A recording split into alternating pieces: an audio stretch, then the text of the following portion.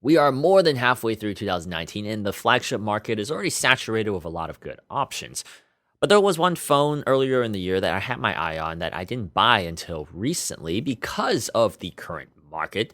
And I'm just not too satisfied with every single phone out there for my own personal needs. So I decided, you know what, this is the phone that I guess is as good as it gets right now for this category. So I bought it. We're talking about the Samsung Galaxy S10E. And this is probably the only compact phone left on the market for you to buy in 2019. Let's review this right now.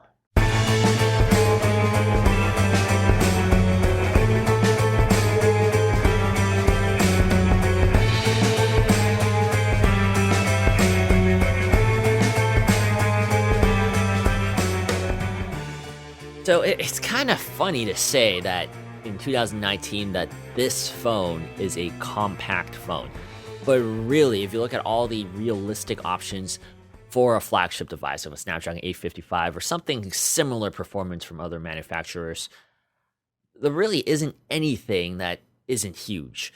I mean, with the aspect ratio stretching longer and longer every single year, phones are starting to get unwieldy in terms of its length going up. And as a man, it's a little more difficult carrying a longer phone because it does stick out of your pocket in a lot of scenarios if you have a bigger phone. It is actually pretty easy to hold in one hand. This is a 5.8-inch screen. So it's a 5.8-inch display. It's their whole infinity display thing. So no notch, which is great. It has that whole hole punch camera on it. So we do get like a whole screen just for display, which is terrific.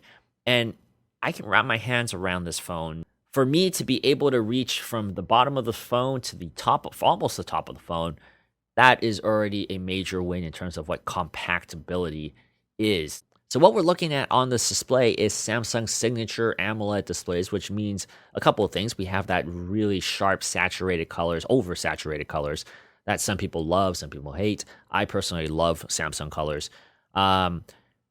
However, this is not the highest end display. It's not the sharpest Samsung display out there. It's still a good Samsung display, but it's not one of those Quad HD ones that you'll see on the S10 or the S10 Plus or like the Notes.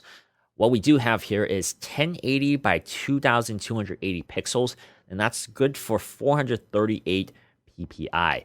So that ppi number is pretty good, but we're not hitting the 500s like some of the crazy higher end flagship phones, which also is contributed to this price point. So it's a trade-off I'm willing to accept, and it's still more than acceptable. But watching videos on here, playing games, just looking at images for wallpapers, potential wallpapers to put on my background, it looks great. You know, for 95% of the people out there, this is a terrific screen. Now, I was tempted to purchase this earlier in the year. There's two different models. There's an Exynos processor, which is Samsung's own chip. So Samsung, if you guys don't know, they develop their own chipset. And the Exynos processors are good for certain things. But the last couple of years, the Asian markets have the Exynos processor, and the Western markets tend to have the Snapdragon processors due to certain deals licensing deals and stuff like that they have for partners. But the Exynos has not statistically performed as well as the Snapdragon version of the phones. A lot of it has to do with the GPUs that get paired with it. At least from what I've compared, I haven't actually used an Exynos one in a couple years now. But from all the articles, you can Google it. There's a lot of benchmark tests.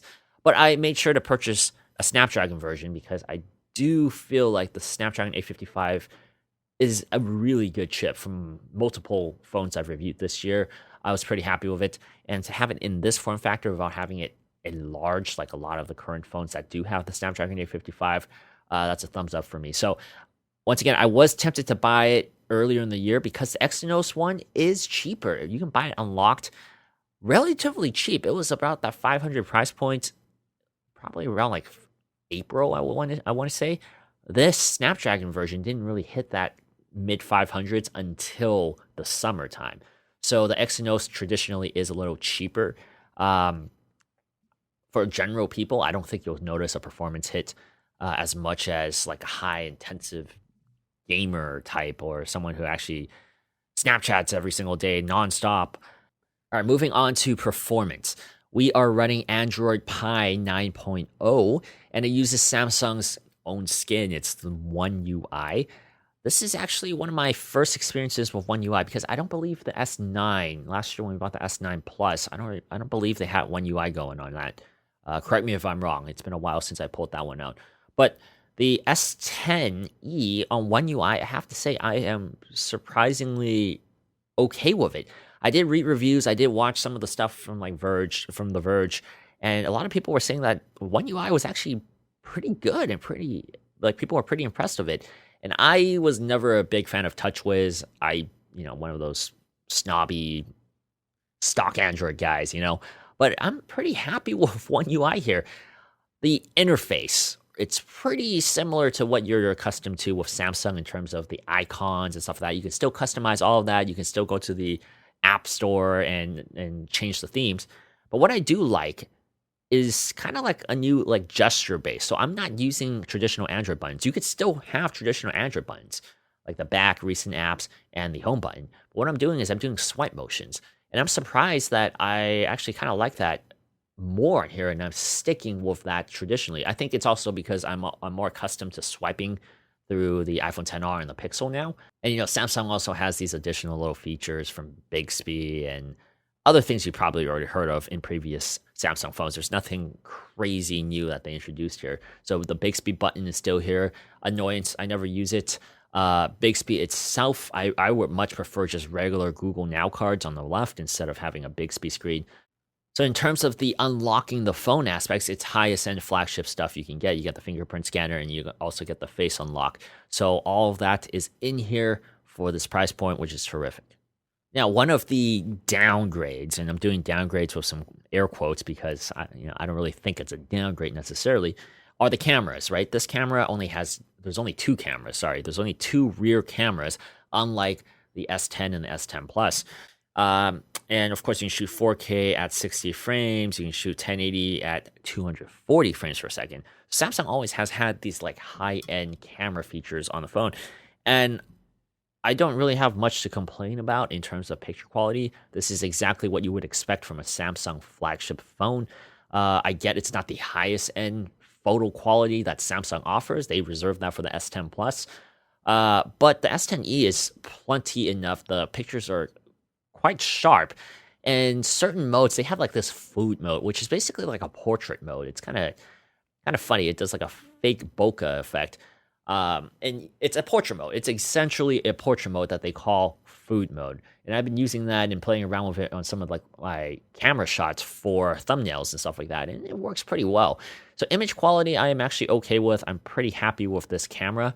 Here are some photos that have been rolling, so you can use it as reference. But that's exactly what you would expect from a Samsung camera, and it didn't disappoint me in terms of what I think a Samsung camera flagship one should be like, and it passed for me at least.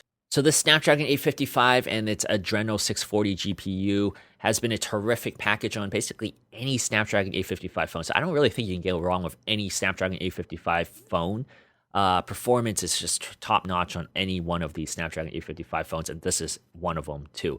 Only difference between this and some of the other Snapdragon 855 phones I've used, battery life, 3,100 milliamp hour battery, which sounds like a lot in theory, but in execution, I did feel like the phone ran a little hot, but that is partially maybe because I've been using some phones that absolutely do not get hot at all. Gaming phones, click on the link wherever the links are. Yeah, I mean, going from a phone with liquid cooling and a fan maybe kind of spoiled me a little bit, but I did feel like this phone ran hot after 10, 15 minutes of not even intensive games. I'm talking about really basic gaming stuff. Maybe it's also the build material. Build is good. It doesn't feel as solid as an S10 Plus. I also held the S10 Plus at Best Buy playing around with it. This build quality is solid, but it doesn't feel as solid or as premium as the S10 Plus. I have been getting about 3.5 hours of screen on time. So with my usage, anything with about 3 hours of screen on time is absolute bare bones minimum nowadays. 3 hours of screen on time. 3.5, slightly above average. So that's where it slots in here. Wireless charging is great. So SG wireless charging and also quick charging. So you can toss it up. Since the battery does drain a little quicker than I would like, It does charge easily, and it's really accessible to charge. If you're looking for a compact phone, or just something one-handed use that isn't super long, super tall, this is really the only option you have now. And I'm one of those guys that keeps an eye on these compact devices every year. And Sharp, they might be the last real compact makers, but you can't get them in the West. You can't get them basically anywhere other than Japan. And Sony seems like they're abandoning that compact form factor. So it really is just Samsung. And this phone, honestly, isn't really a compact phone in a traditional sense, but I'll take it. This is as good as I think we're going to get for 2019 and maybe forever. This might be the last small phone left on the planet ever. So, I'm pretty happy with it. It is my daily driver in my pocket. I have been using this over the Pixel and the XR by choice. So once again, I'm Alex with SipnoTech. Thank you guys so much for watching this video. Let me know what you guys think of the S10E, or if you even care about small phones anymore. I know a lot of people, after getting a nice big screen, they don't really care about form factor anymore. They just want a really nice viewing experience. Let me know what your thoughts are, and I'll see you guys next time. And that's it.